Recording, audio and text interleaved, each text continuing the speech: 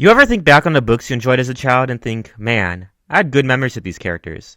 I wonder if I could beat the out of them. Cause that's what this video is about. Starting off, we got the Hungry Caterpillar. Easy, step on it. Next, we got Jack and Annie from the Magic Tree House. I know what you're thinking. Obviously, they're little kids. But nah, they're friends with wizards. Now Merlin, he's like never there. But Morgan, if she could help build a treehouse that could travel back through time and space, imagine what she's gonna do if I mollywop an 8-year-old.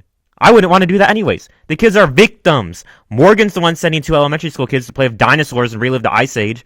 I'm going after her ass. In which case, I'd probably lose. So I would just tell Jack and Annie's parents what the strange lady in the woods has been doing with their children. But you know who I could be? Greg Heffley.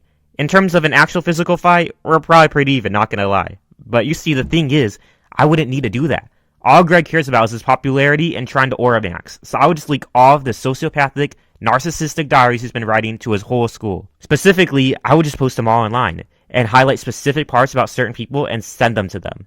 You know his family's going to be so mean to him because of it, but there's always the off chance the books are going to end up blowing up like they did in real life, and his classic's going to show up, and then boom, Greg becomes a best-selling author.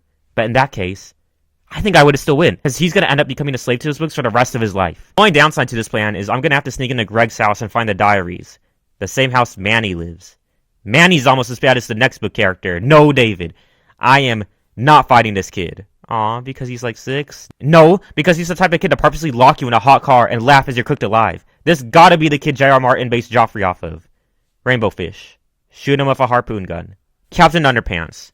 Now why would I fight a national treasure? Do you see the villains he fights? I don't want those people out on the streets. This video is supposed to be for fun, so I don't want to go too far. Alright, so that Cookie Mouse, I would stomp on him. These things. I don't care how friendly they are. The movie always creeped me out as a kid, and if I learned anything from history class, if you find something that you don't understand, you kill it. So I'm going to be going off a flamethrower. I don't know, they look pretty flammable to me. Now Bone. I already have a video about this guy as the all-time GOAT, but if I had to fight him, I'd probably just use my irresistible charm to seduce Thorn, the love of his life, and then introduce Bone to Midwest emo and a razor blade and let nature take its course. Lastly, the Grinch. Since his heart is like 3 times too small, I would just lace all his traps with cholesterol. Anyways, that's it for this video. Let me know what children's books I missed, and I'll make a part 2. Ciao.